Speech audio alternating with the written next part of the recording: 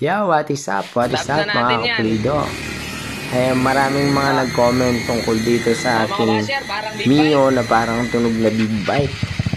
So kung pakinggan nga naman, kung alam ka sa mga big bike, meron kasi mga single cylinder na big bike na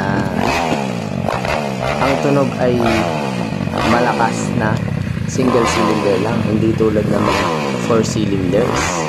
So maraming mga nag-comment dito mga kapulido.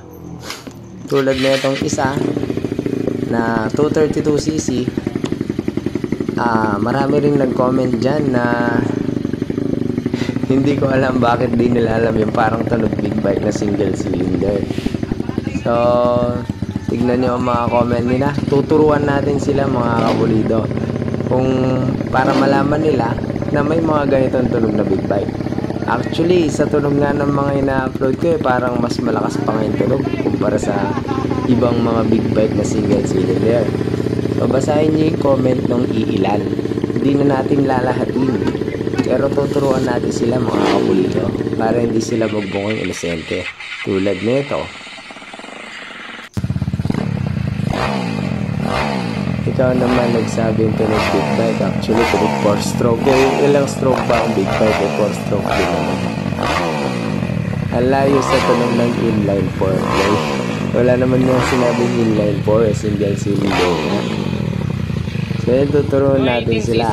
Bibigyan natin sila ng example na to. It will never compare to a big bike, sabi. Okay, tulad nito. KTM 390cc. Sound check.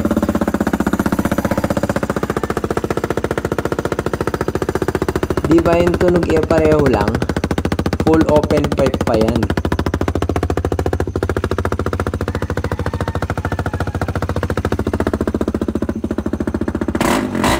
Oh, di ba? Ito naman pakinggan natin ng H2 250cc ni Muhammad.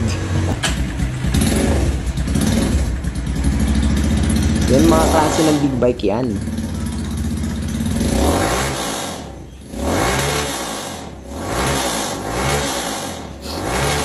Diba? Nilimit pa. Ito naman 650cc yan ha. Adventure bike. Big bike yan. Mas maangas pa yung tunog ng Mio na 4-valve eh. O ito Dominar 400cc. Oh. Dapat pong matuto yung mga tao. Huwag maging inosente. Ayan, 650cc. BMW yan. Diba? Matuto po ang mga tao.